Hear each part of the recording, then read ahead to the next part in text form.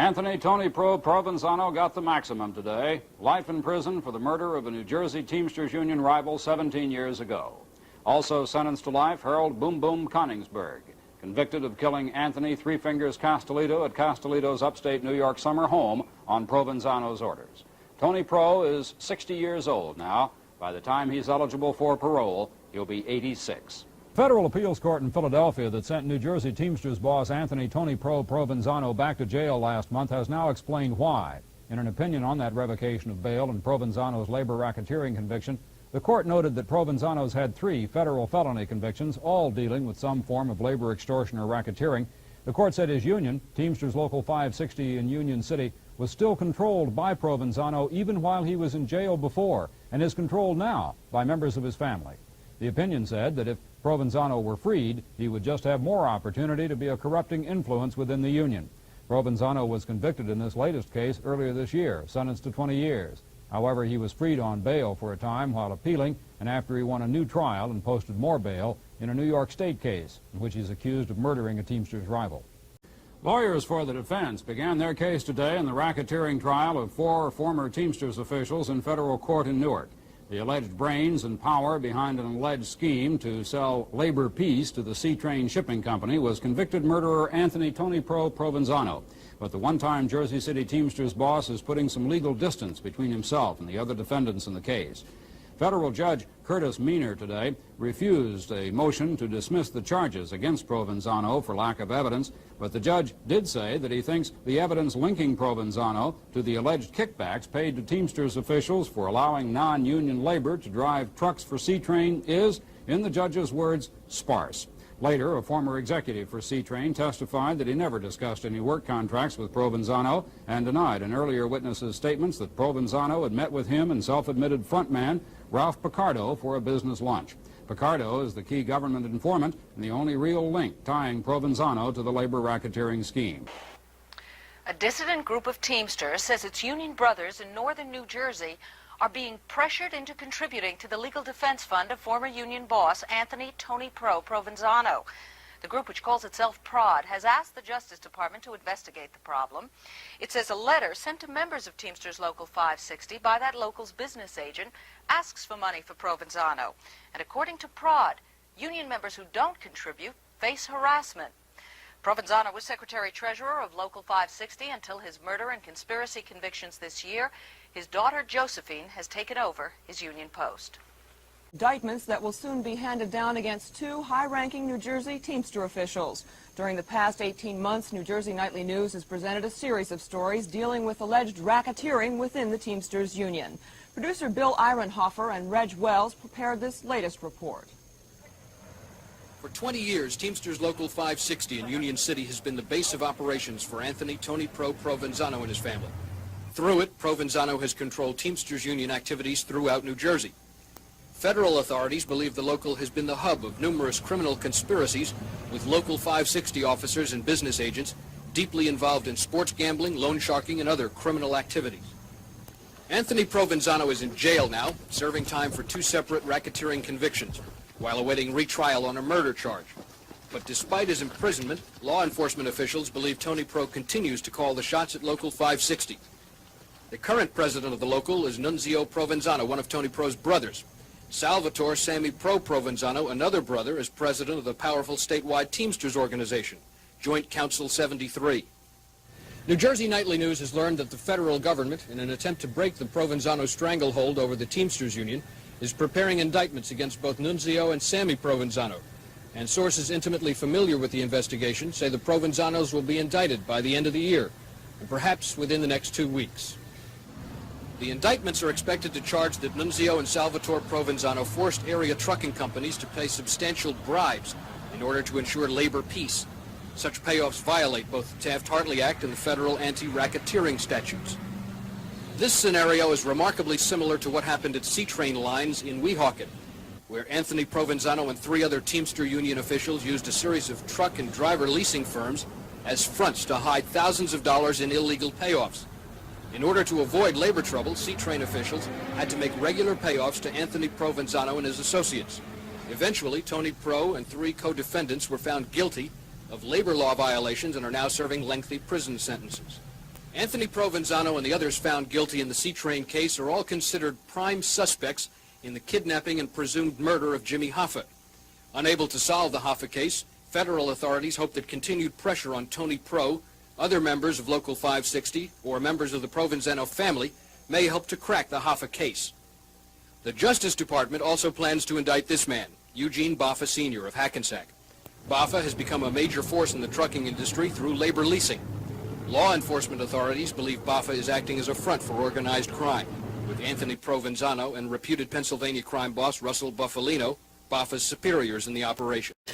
The racketeering trial of Nunzio and Salvatore Provenzano, along with two alleged co-conspirators, officially started this morning in Newark with opening arguments. Before Federal District Court Judge Lee Sarakin and a jury of 11 women and 7 men, attorneys constructed a complex web of payoffs for labor peace in the North Jersey trucking industry. Phelps Hawkins reports. Special U.S. Attorney Thomas Weisenbeck of the Federal Organized Crime Strike Force laid out the 2-count conspiracy indictment. He told the jury the 4 defendants conspired to take bribes totaling $187,000 over the last 10 years from 4 national trucking firms, 4 of over 300 trucking firms in North Jersey.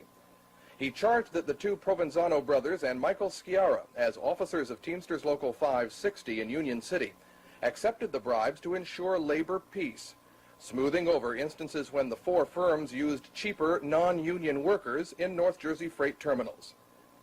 But during today's statements, the focus was increasingly on Irving Kotler, the 4th defendant, charged with being essentially the bag man, the actual person who solicited the bribes, took the money, and allegedly passed it on to the Provenzanos under their direction. Therein, the conspiracy. But when Jay Goldberg, Nunzio Provenzano's attorney, had completed his 70-minute statement, he had clearly stated several times that everybody excepted Irving Kotler had in fact done what the government was charging. So after lunch, with the jury dismissed, Kotler's attorney Donald Conway announced his worst fears had been realized. He argued that Kotler now had to defend himself against the federal government and the 3 other defendants. He petitioned Judge Sarakin to sever Kotler from the trial, and the judge said he would rule on that motion tomorrow morning.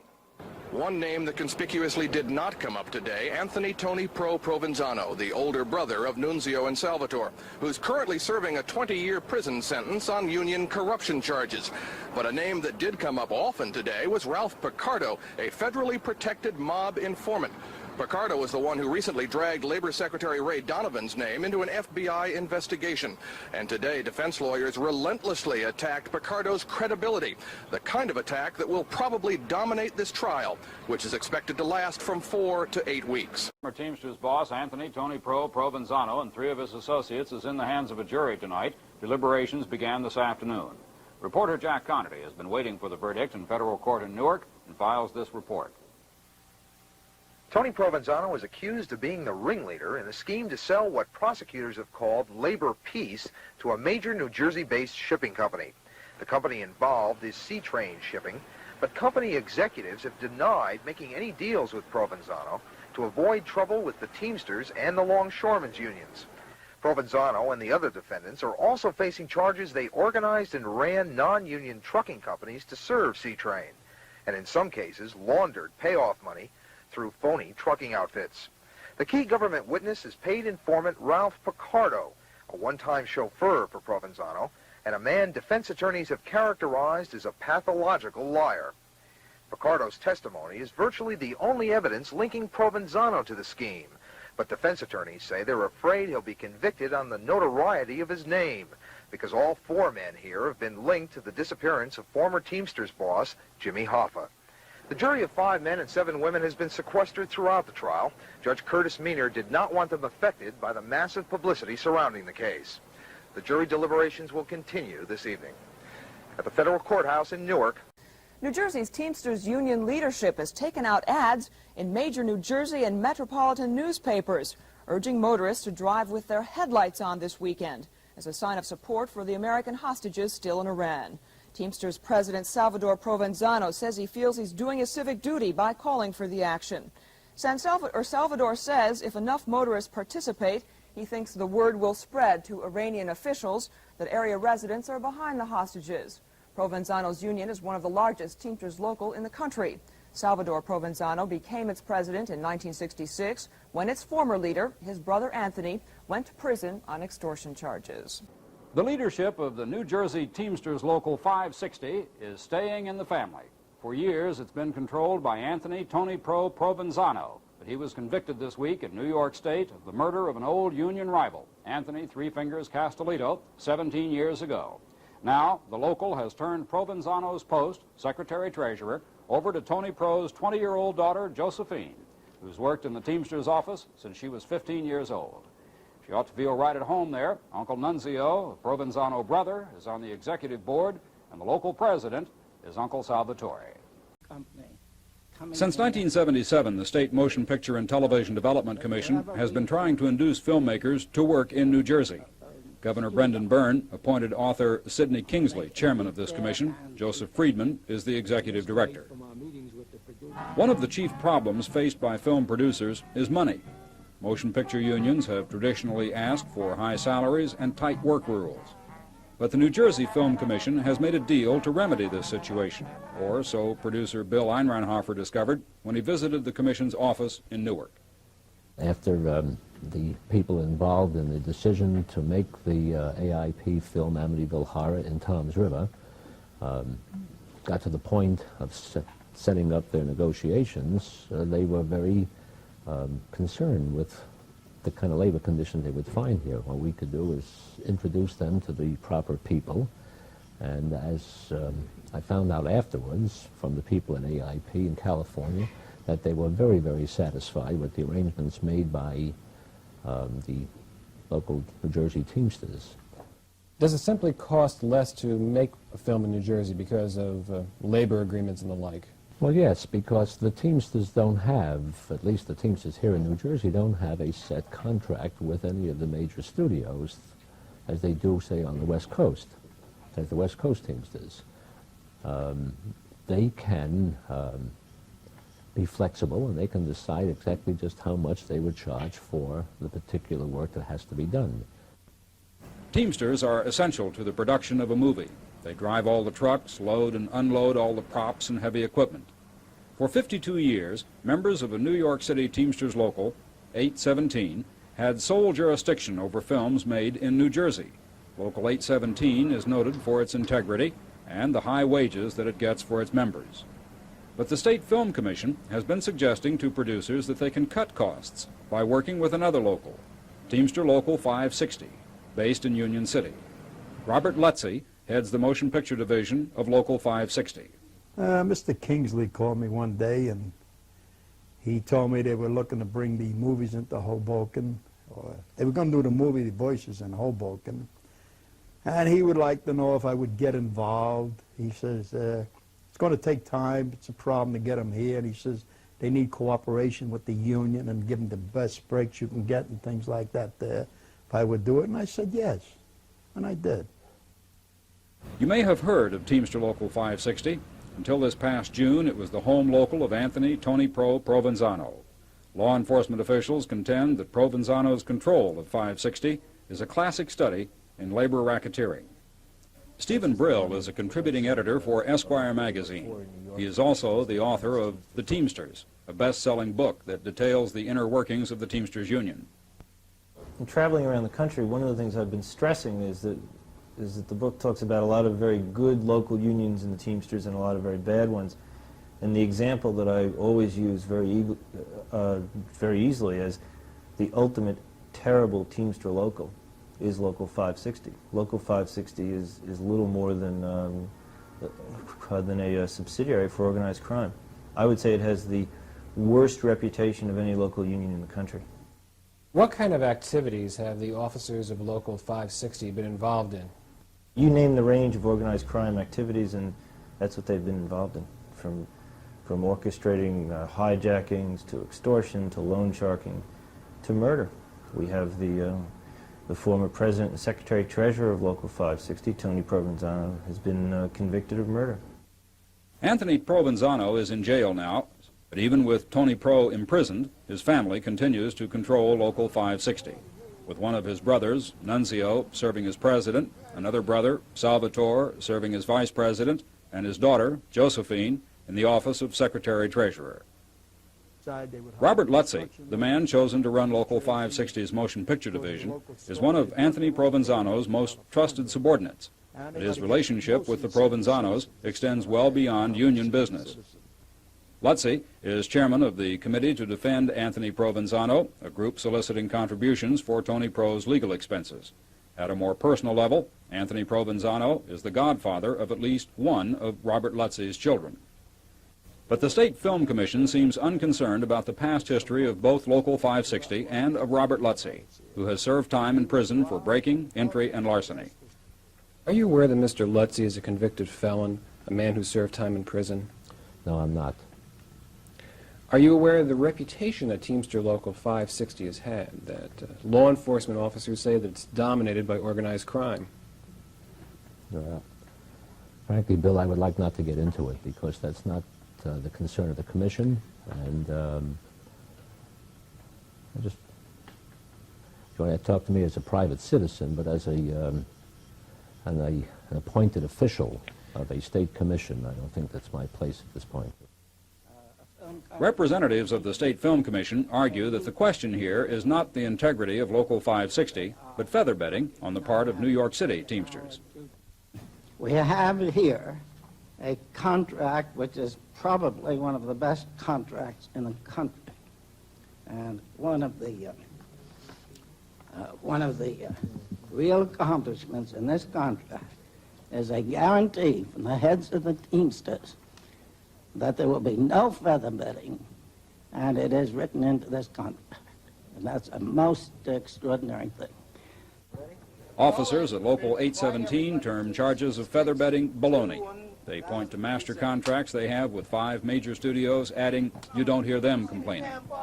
Local 817's members, more than half of whom live in New Jersey, told us that they feel they are being slowly pushed out of New Jersey film projects, and are surprised that no one at the State Film Commission has even bothered to contact them. Robert Lutzey's role in film production isn't confined to just labor matters. In fact, he's become something of a quasi-official ambassador for the State Film Commission. When I was talking with Mr. Friedman, he mentioned that you and Local 560 made a personal commitment to Governor Byrne to help bring movies to New Jersey. That's right. Is that right? That's absolutely right. That's absolutely right, because they advertised me in California in Variety and a few other papers out there. And I've had I don't know how many calls from directors and producers, mostly producers. And we work everything out. I hesitate to speculate just in general terms about having any group involved in any situation, what the ramifications are. Certainly the track record of 560 is that where 560 officers go, there is corruption, there's crime, there's extortion. And it seems to me that you're hoping against hope if you assume that if 560 gets involved in something like the movie industry, where there's so much discretion both in content and in the kinds of costs involved in producing a movie, that you're hoping against hope that if 560 gets involved that it's going to be honest, because there's nothing in the track record that says it's going to be honest. The influence of Teamster Local 560 is already being felt on New Jersey movie sites. Teamsters working on films shot in New Jersey have been given letters encouraging them to donate to the Anthony Provenzano Defense Fund. Some contend that this is just the beginning. This year, there were only 13 films shot in New Jersey, but the state has ambitious plans to turn this abandoned railroad terminal in Jersey City, or some other North Jersey site, into a massive motion picture complex. The Film Commission envisions the construction of the largest production center on the East Coast, with facilities equal or superior to those available in Hollywood. If that ever occurs, Teamsters Local 560 will be in an even more powerful position, since only Teamsters approved by 560 will be allowed to work in this complex. Robert Stewart, the chief of the Federal Organized Crime Strike Force in New Jersey, testified earlier this year that labor racketeering has not changed essentially since the 1950s, when it was so brutally exposed in the classic On the Waterfront. Ironically, until this year, the last major motion picture shot in New Jersey. Stewart told members of the Senate Subcommittee on Investigations that It is a serious mistake to believe that the circumstances portrayed in Marlon Brando's On the Waterfront are somehow passé. What we have today is the exact same problem as in the 1950s, involving many of the same suspects. All right, let's go to work. Governor Burns said today the State Film Commission has no choice other than to deal with Teamsters Union Local 560, the Union City-based local with alleged links to organized crime. Earlier this week, New Jersey Nightly News reported on the efforts of the Commission to revive filmmaking in New Jersey and the Commission's relation to 560, which until recently was run by Anthony Tony Provenzano. Provenzano is now in jail for the murder of a Teamsters rival, but his family and former close associates still rule 560. Today in New York, reporter Jeffrey Hall asked Byrne if he thinks it's appropriate for the Film Commission to work so closely with the local in light of 560's reputation. The Motion Picture Commission has as its prime function the promotion of motion picture production. It cannot choose the unions which work. I think if there's something wrong with the union, that ought to be a law enforcement problem, and I hope the law enforcement agencies are looking into any problems. Maybe I ought to rephrase that question. Do you think the state is taking a risk by doing business with Local 560 based on that union's reputation? If a motion picture industry working in New Jersey has to deal with a number of unions, and that's one of them, they have to deal with that union. If there were other places to look, yes. I don't know how much choice any private industry. Robert Lutzey is head of 560's film section. Lutzey, who has a criminal record, also is chairman of an Anthony Provenzano defense fund. In the earlier report, Lutzey told producer Bill Hoffa that he, Lutzey, had made a personal commitment to the governor to bring movies to the state. That's absolutely right. That's absolutely right, because they advertised me in California in Variety and a few other papers out there. And I've had I don't know how many calls from directors and producers, mostly producers. And we work everything out. I have no recollection of anybody making a personal commitment to me in any regard. Yesterday, Martin Herman, chairman of the Assembly Judiciary Committee, asked the State Attorney General to investigate the relationship between the Film Commission and Local 560. Rebecca? Former New Jersey Teamsters boss Anthony Tony Provenzano back in jail tonight. A federal judge in Newark today denied Provenzano's request for bail after that same judge sentenced Provenzano to 20 years, one of the stiffest terms in the history of labor racketeering prosecution. Jack Connerty reports. The man his associates called Tony Pro managed to smile for photographers outside the courthouse in Newark, but that was before he heard his sentence. Inside, defense attorneys pleaded with Judge Curtis Meaner for leniency, and they asked the judge to ignore reports from Detroit that federal prosecutors there wanted stiff sentences for Provenzano and 3 co-defendants. While the government prosecutor denies it, many here, including the defense attorneys, believe this labor racketeering case was brought to trial to put pressure on the defendants, particularly Provenzano, to open up with details on the disappearance of former Teamsters president Jimmy Hoffa. Judge Meaner said he knew that without Provenzano, this labor case would never have come to light, but he said flatly that he was not interested in using his judicial power to help government prosecutors solve another case. So it came as a surprise to the defense when Meaner sentenced the 61-year-old Provenzano to 2 concurrent 20-year terms in a federal prison and fined him $20,000. Provenzano's only statement during the trial came today when he told Meaner, quote, "I'm totally innocent of the charges." The other defendants who had been convicted received stiff sentences too, totaling more than 35 years in prison terms and $35,000 in fines for setting up a scheme to siphon cash from the Sea-Train Shipping Company by billing the company for non-existent drivers and trucks. Defense attorneys for all 4 say they'll appeal the sentences. Meaner said Provenzano is an undesirable influence on the labor movement, particularly the Teamsters. And to try to minimize that influence, Meaner denied Provenzano's request for bail. So just a few weeks after he had been released from prison, pending a new trial on murder charges in New York, Provenzano again goes behind bars. No one can say if today's sentencing will open any new leads to Hoffa's disappearance, But Provenzano's 20-year sentence is the stiffest ever given by a court in America in a labor racketeering case. And if it's upheld on appeal, it may mean the end of Provenzano's days as a power in the Teamsters Union. This afternoon, a weary jury convicted former Teamsters boss Anthony Tony Provenzano and 3 of his associates of labor racketeering. The jury began deliberations at noon on Wednesday. When the 12 jurors returned to the courtroom at 3 o'clock today, the judge asked each to announce how he or she had voted. It was unanimous. Guilty, they said, of having demanded thousands of dollars from the Sea-Train shipping firm in exchange for labor peace. As the verdict was read, Provenzano rocked back and forth in his chair and stared at the jurors. The other 3 defendants now free on bail. Provenzano, meanwhile, led by marshals back to jail, where he's already serving a life term for ordering the murder of a union rival in New York State. Sentencing in this case is set for July 10th before federal Judge H. Curtis Meaner. Provenzano and the others could be each jailed for 40 years and fined $40,000. The focus in a federal labor racketeering trial in Newark shifted today from the 4 defendants to a journalist. The trial of Teamsters boss Anthony Tony Provenzano and 3 of his associates is likely to swing on the testimony of one key government informant, a man prosecutors say was part of the conspiracy to sell labor peace to trucking outfits in northern New Jersey.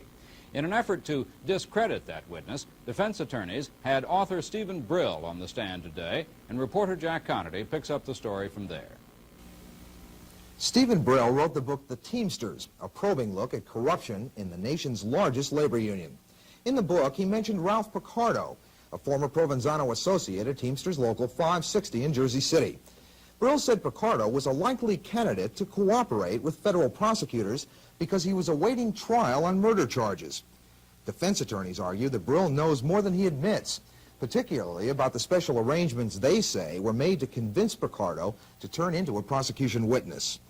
The defense says Picardo has received more than $20,000 in federal money under the Witness Protection Program, and they imply that his conviction on murder charges was overturned after the feds began twisting arms. Brill says flatly he never spoke with Picardo. He says he simply assumed Picardo would cooperate because he faced a retrial for murder. In a scene reminiscent of the Jaskalovich murder trial, Provenzano's attorney Jay Goldberg demanded to see all of Brill's notes on Picardo, and he wants the court to order Brill to turn them over. Brill says only that there are no notes, and his information on Picardo came solely from an FBI memo on the Jimmy Hoffa investigation. Brill says the defense is creating a sideshow to divert attention from the 4 former Teamsters officials on trial here. Provenzano and the others are charged with shaking down Sea-Train Line Shipping Company and creating phony labor contracts and bogus companies to handle the payoff money. The memo in question here today, reprinted in Brill's book, says Hoffa and Provenzano had a falling out while both were serving prison sentences, and the memo identifies all 4 of these defendants as being directly involved in Hoffa's disappearance. As in many racketeering conspiracy cases, the verdict may well depend almost entirely on the key government informant's testimony. In this case, Ralph Picardo is that key man. If defense attorneys can convince the jury that Picardo really sold his testimony to get out from under murder charges, the government's case will be badly hurt. In Newark, I'm Jack Connerty. 5 New Jersey Teamsters officials, including the imprisoned Anthony Tony Provenzano, were charged today with shaking down trucking companies to ensure labor peace. The federal indictments allege that the racketeering stretched from 1969 to 1977. Provenzano, whose home is in Clifton, is now doing a life term in New York State for the murder of a Teamsters rival. But even behind bars, he may still control Teamsters Local 560 in Union City through family and associates. The others charged today are present or former 560 officials. They are Stephen Andretta of Fort Lee, his brother Thomas of Paramus, Gabriel Berguglio of East Rutherford, and Ralph Pelletier of Union. And all except Pelletier were questioned in the disappearance of former Teamsters boss Jimmy Hoffa. Jury selection in the labor racketeering trial of Salvatore and Nunzio Provenzano continued in Newark today. A 2-count federal indictment charges the New Jersey brothers with operating Teamster Local 560 as a base for racketeering. Susan Eastloss has more. 57-year-old Nunzio Provenzano of South Plainfield and his 59-year-old brother Salvatore of Hackensack are the 2 key defendants in the trial. The pair head Teamsters Local 560, based in Union City. Also on trial are the local's business agent, Michael Sciarra of Pompton Plains, and Irving Kotler of Englewood, an alleged Provenzano associate. The four are charged with collecting $187,000 in bribes from four trucking companies in exchange for labor peace. Defense lawyers have stressed the need to select jurors very carefully to see how much they know about Anthony Tony Provenzano, a third brother, now serving a 20-year sentence for racketeering. In Newark, I'm Susan Neese-Loss. The U.S. Supreme Court has upheld the racketeering conviction of Nunzio Provenzano, a former official of Teamsters Local 560 in northern New Jersey. Without comment, the High Court rejected arguments that Provenzano was improperly indicted by a grand jury. The justices also left intact the related racketeering conviction of Irving Coulter, a trucking company's owner. In their case, government attorneys claim that over a period of years, Provenzano's used Coulter as a conduit to receive bribes from trucking companies. The bribes were allegedly made in return for Provenzano's arranging to relax certain rules of the national agreement between the Teamsters Union and the truckers. Former Teamsters boss Jimmy Hoffa may have been murdered because he refused to okay a $9 million loan to an Essex County developer. Published reports today said links between the loan and Hoffa's disappearance are the subject of a federal grand jury investigation that began 10 months ago. Both the Wall Street Journal and the Trenton Times reported today Hoffa and New Jersey Teamsters boss Anthony Provenzano disagreed over the loan to Salvatore Malfitano of Fairfield. Documents filed in Newark federal court allege Malfitano agreed to spread $900,000 in kickbacks among Teamster officials if he got a $9 million loan from the Teamsters Central States Pension Fund. Hoffa reportedly opposed the deal. Provenzano and others allegedly wanted it. Hoffa disappeared July 30th, 1975, and the loan, the newspapers say, was never given because of the scrutiny generated by Hoffa's disappearance. A federal jury convicted the so-called bagman in a labor racketeering trial in Newark today and then began deliberating bribery conspiracy charges against three other defendants, including Teamsters officials Salvatore and Nunzio Provenzano. Irving Kotler of Englewood was found guilty of scheming to get payoffs from trucking companies in return for labor peace. If the Provenzanos are also convicted of the charges, federal law would require them to step down as leaders of Teamsters Local 560 in Union City, one of the nation's most powerful Teamsters locals. Anthony Tony Provenzano, who is currently serving a life sentence in a California federal prison, received $28,000 last year from the union he formerly headed. That information was released in Newark today by U.S. Attorney W. Hunt Dumont, who said a small group of Teamsters Local 560 members voted to give Provenzano a portion of his former salary as a pension. Provenzano was convicted of labor racketeering in 1979 and of the murder of Anthony Casalito, who headed the Union Local until 1961. Back in March, Dumont filed suit seeking to prevent the Provenzano family from both holding any position in the union and receiving any money from it. That suit will come to trial in October. Today, a union spokeswoman said Provenzano's brother is now the local's president and that his daughter holds the position of secretary-treasurer. When the Canadian trucking company Maisland filed for bankruptcy last week, it laid off 250 of its workers in Kearney. Now, many of them are not only out of work, they're also in deep financial trouble. But in addition to their money fears, some former Maisland employees are also afraid of their own union, Teamsters Local 560. Marcy Reitman explains. The former Maisland employees stopped by their local hangout to say goodbye to their favorite bar owner. It's just like I say, a home away from home. If we need anything, they're always willing to help us out. But the last time Mitch Kostek helped out the Maisland workers, he was left holding the bag. I cashed their checks, yeah, and they all bounced. I hit about close to $16,000, and the bank wants their money, and I have to go after these guys to collect. The company claims it's trying to reorganize under bankruptcy law, but few people are optimistic. There's a lot of questions that still haven't been answered. Who do you think should be helping you? The only one would be the union. And the union has done as much as they could up until present. But you haven't heard anything from them since this happened? No, they haven't said one way or the other. The question is, will the union help? A source who asked to remain anonymous told New Jersey Nightly News that several employees don't think it will. But those employees refuse to talk on camera. They say they're afraid to speak out against the leaders of Teamsters Local 560. Former U.S. Attorney for New Jersey, Bill Robertson, says there's good reason for those fears. It is well known and I think you can go through your own historical files, that many people associated with that union have ended up either harmed or dead.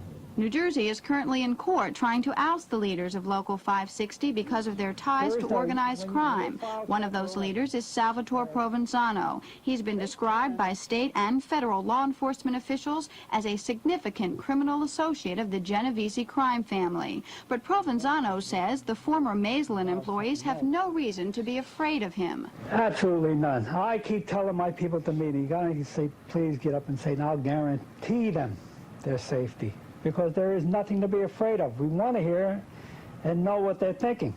Provenzano says Local 560 lost more than $300,000 in pension and welfare fund money when Maislin's went under. But he says the International Union has hired a lawyer to represent the employees in Maislin's bankruptcy proceedings. But for now, Mitch Kostek and his friends are stuck. It's like a family with these guys. And I don't know, just have to sweat it out. In Kearney, I'm Marcy Reitman. Teamsters Local is apparently trying to take over the New York Metropolitan Area Gravediggers Union, which is now involved in contracts with 62 cemeteries, a dozen of them in northern New Jersey. The Teamsters involved are from the Union City-based Local 966. That's Anthony Tony Provenzano's local. Provenzano is now in prison for murder, but his family and close associates still control the local. The Teamster interest in the Gravediggers Union may be due in part to that union's huge trust fund. No progress reported in efforts by the current leadership to reach a new contract. Sam Somaglia of Queens, the president of the New York Area Gravediggers Union, says he's unconcerned about a possible takeover attempt by a large New Jersey Teamsters Local. Somaglia says his men are not buying it. The gravediggers have been working without a contract since the first of the month. Any strike would shut down 62 area cemeteries, 12 of them in northern New Jersey. The Teamsters Local involved in the takeover attempt is 966, based in Union City. The Tuesday editions of this news broadcast identified 966 as Anthony Tony Provenzano's old local. That was an error. Provenzano, who is now in prison for murder, used to control Local 560, which shares the same address in Union City with Local 966.